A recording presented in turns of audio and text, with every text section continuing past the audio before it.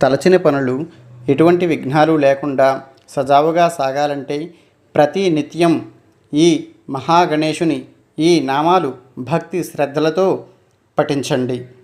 ఓం గణంజయాయ నమః. ఓం గణపతయే నమః. ఓం హేరంబాయ నమః. ఓం ధరణీధరాయ నమః. ఓం మహాగణపతయే నమః. ఓం లక్షప్రదాయ నమః. ఓం క్షిప్రప్రసాదనాయ నమః.